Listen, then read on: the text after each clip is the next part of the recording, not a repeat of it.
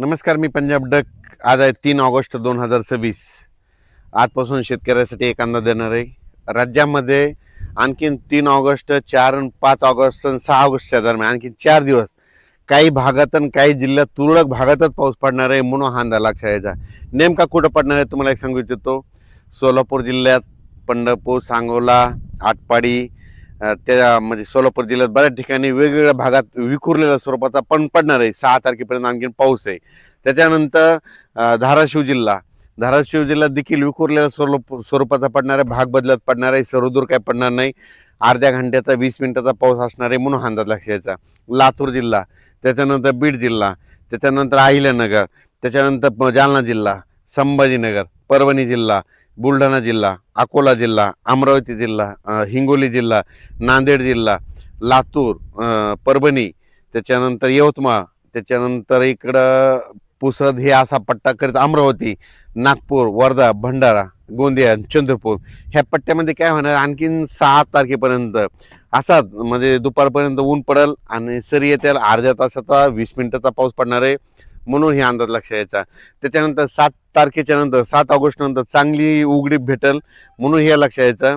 मग 7 ऑगस्टच्या नंतर मग काय होणार आहे, परत काय होईल, एक कमी दाबाचा पट्टा असल्यामुळं ते मध्य प्रदेशकडे जात असल्यामुळं ते नागपूरकडून मग जवळपास 15-16 दरम्यान मग काय होईल, पूर्व विदर्भाकडे पुन्हा पाऊस येणार आहे म्हणून हा अंदाज लक्षात यायचा. मग पूर्व विदर्भामध्ये नागपूर, वर्धा, भंडारा, गोंदिया, चंद्रपूर, यवतमाळ, वाशिम, हिंगोली, अमरावती, अकोला, बुलढाणा आणि इकडं नांदेड, परभणी असं जालना पट्ट्यापर्यंत ते पाऊस येऊ शकतो म्हणजे 15 ऑगस्टच्या नंतरचा म्हणून हा अंदाज सर्व शेतकऱ्यांनी लक्षात घ्यायचा. आता कोकणपट्टीचा म्हणजे कोल्हापूर, सांगली, सातारा, पुणे हे जे पालघरपर्यंत तिकडं मग घाटमाथ्यावर काय होईल 6 तारखेपर्यंत आणखीन त्या सरी मग चालूच राहतील म्हणून हे अंदाज लक्षात द्यायचा. पुण्यात देखील काय होईल, थोड्या सरीच येतील आणि 6 तारखेच्या नंतर पुण्याचा देखील पाऊस बंद होणार आहे 7 तारखेपासून म्हणून पुणेकरांनी अंदाज लक्षात द्यायचा. मुंबईकडं देखील काय होईल 7 तारखेच्या नंतर 7 ऑगस्टच्या नंतर पुन्हा तिकडला देखील पाऊस कमी होणार आहे म्हणून अंदाज लक्षात द्यायचा. नाशिककडला देखील पाऊस 7 ऑगस्ट नंतर कमी होणार आहे म्हणून अंदाज लक्षात द्यायचा. म्हणजे सांगायचं झालं तर जळगाव, धुळे, नंदुरबार, नाशिक आणि हे कोकणपट्टी, इगतपुरी, घाटमाथा इकडं काय होईल सध्या तरी 6 तारखेपर्यंत असाच विखुरलेल्या स्वरूपाचा 10 मिनिटाचा 20 मिनिटाचा अशा सरी येतील म्हणून हा अंदाज जळगाव जिल्ह्यातल्या शेतकऱ्यांनी घ्यायचा म्हणून हे लक्षात यायचं. म्हणून शेतीचे कामे करण्यासाठी आता वेळ आहे म्हणजे 15 ऑगस्टपर्यंत एक कमी दाबाचा पट्टा येईल पण ते मध्य प्रदेशकडे जात असल्यामुळं फक्त विदर्भातच त्याचा पाऊस पडणार आहे म्हणून हा अंदाज सर्व शेतकऱ्यांनी लक्षात घ्यायचा. आणि तसंच नाथसागर म्हणजे मराठवाड्याची ताण भागवणारं नाथसागर म्हणजे जायकवाडी धरण आजच्याला 90% भरणार आहे आणि कोणत्याही क्षणी त्या जायकवाडी धरणाचे दरवाजे, कारण की तिकडून पाण्याची आवक सुरू असल्यामुळं कोणत्याही क्षणी गोदावरी नदीत पाणी येणार आहे. मग गोदावरी नदीत जर पाणी आलं तर नाथसागरातून पाणी निघाल्याच्या नंतर ते पाणी सरळ नांदेडकडे येतं. मग हे जे बॅरेज आहे ते भरत भरत येणार आहे.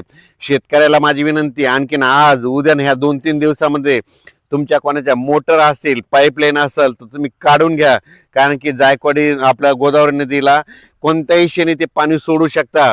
आपले जनावर असेल, आपलं शेता म्हणजे त्या गोदावरी नदी काठनं गाई गोठे आहेत त्यांनी काय करायचं, आपण आपल्या पाळीव प्राण्याची काळजी घ्या. 2-4 दिवस आता नदीमध्ये तुमचे जनावरे बांधू नका, चरायला सोडू नका, कारण की कोणत्याही क्षणी आजच्याला 90% होणार आहे. 90% झाल्याच्या नंतर उद्या 93-94% होईल आणि 100% भरण्याचा मार्गावर 100% होणारच आहे. 100% व्हायच्या अगोदरच त्यांना सोडण्याची तयारी ठेवावी लागते म्हणून त्यांनी देखील आदेश दिले. आणि माझी देखील विनंती आहे की नांदेडपर्यंत जिथपर्यंत गोदावरी नदी आहे तिथपर्यंत त्या शेतकऱ्यांनी अंदाज लक्षात घ्यायचा.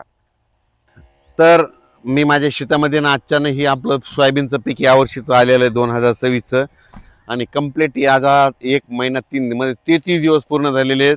आता नेमकेच कुठंतरी फुलं लागत आहेत म्हणून फवारणी देखील सुरू आहे. शेतकऱ्याला विनंती आहे, उघड भेटेल तसं तुम्ही तुमच्या फवारण्या करू शकता.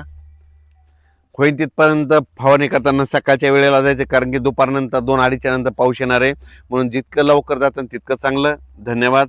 आणि जायकवाडी धरणातल्या शेतकऱ्याला सांगू इच्छितो, गोदावरी नदीच्या तुमच्या मोटर पाईप लाईन असेल तर आज उद्या परवा काढून घ्या, कारण की पाणी 100% सुटणार आहे आणि तुमच्या नाही काढ्या तर मोटरी वाहून जातील. धन्यवाद.